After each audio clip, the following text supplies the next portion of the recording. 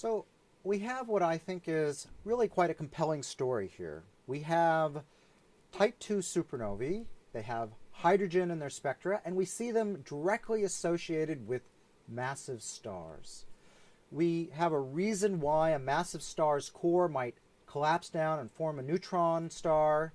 We see the neutrinos that you expect to happen in that process actually detected in the one case where we might detect it. And the amount of energy liberated seems to correspond to roughly the energy that a supernova has associated with it. So it seems about as good as it could be. Well, apart from a couple of minor problems, I mean, Oh, you're so fussy, Paul. yes, I know, it's a good thing to be as a professional scientist. But one of the things, of course, is the trouble we have getting these explosions to actually happen in the theoretical models.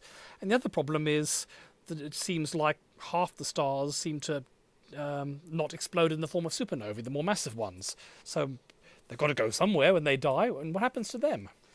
Well, let's talk about the models first, because they are problematic, but they are such hard calculations, and I have someone in my group who works in this area right now, and the physics is really bleeding edge.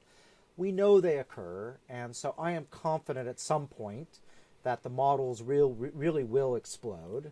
I have no doubt of that. I'm not confident yet we have all the physics in them. So, okay, it's a problem, but at least I can see where the solution's going to be. Now, the fact that half the stars that we expect to explode seem not to be there, that's an interesting problem.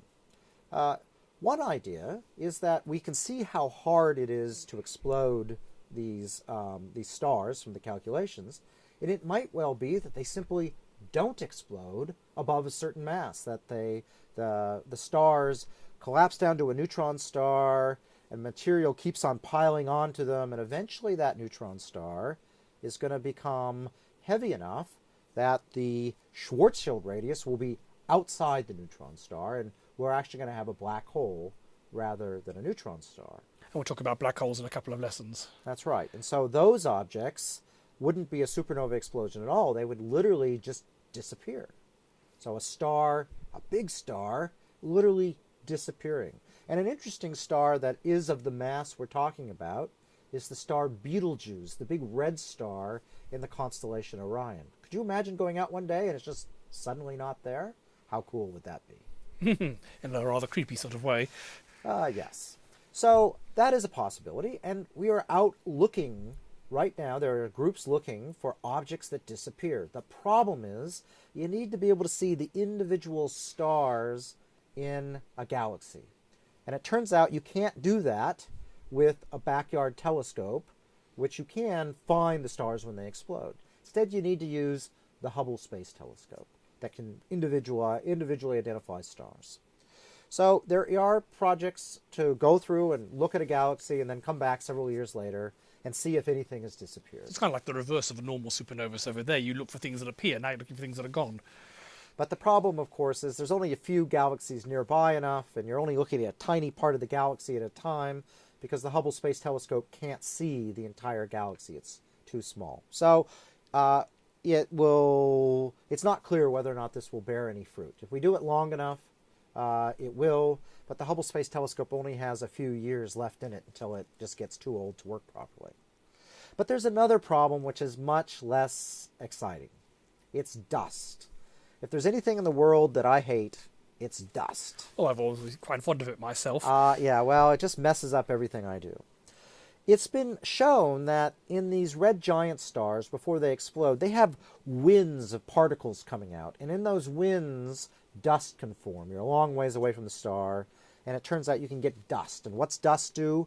It makes things appear fainter in optical light, where we're looking for these stars with the Hubble Space Telescope. So the idea is that when we take a picture of a galaxy and then a supernova goes off later, and we go back to that original image in the archive and try and work out what the star was, and we measure its luminosity, and from its luminosity we try and infer how bright it is. But if that star was partially obscured by dust, or even totally obscured by dust, then we'll either not see a star there, or we'll think it's actually a lot less massive than it really is. So maybe some of these things we're thinking are like 8 or 9 solar masses are actually 20 solar masses, but just hidden by enough dust to bring the light down.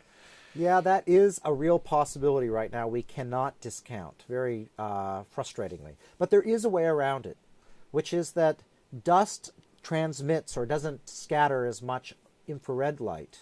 Now the problem is the Hubble Space Telescope is a pretty small telescope. It's not very good at taking detailed stellar images of nearby galaxies. But here at ANU, we've built a add-on instrument for the Gemini telescope, along with the Gemini Observatory, which uses adaptive optics on an 8-meter telescope over a big field of view, almost the same as Hubble's, so that we can take really precise images of nearby galaxies down to the stellar level.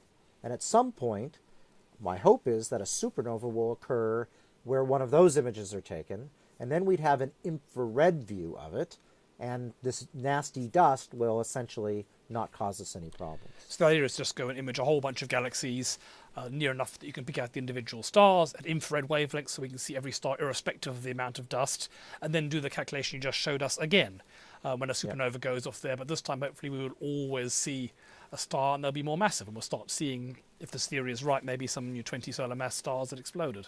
So I think we're going to be able to resolve this problem, and we have sort of an explanation each way. It may be these things do explode, or maybe they're just forming black holes, and that's one of the processes in the universe. So I always like it when I can see a way through how to answer questions, and that seems to be where we're at.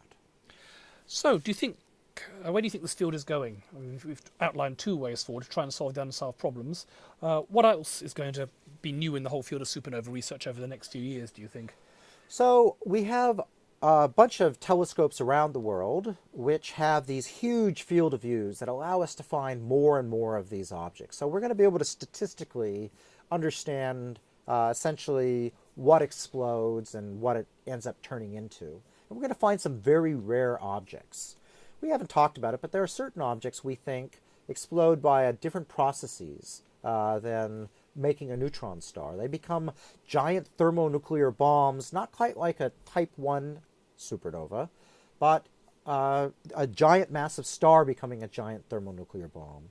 And you could imagine that instead of having a 1.4 solar mass bomb, you had maybe a 100 solar mass bomb.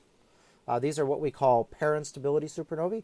Those would be really exciting and interesting explosions to look at, much more powerful than anything we normally see. We have a hint that those things are out there in the universe, and over the coming decade, we should see enough of the universe to find what we think are very rare objects.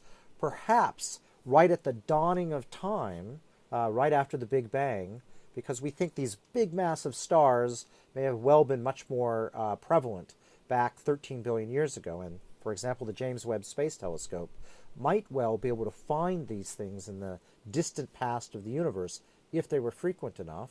They may be one of the parts of the first stars. Okay, so that concludes our section on supernovae.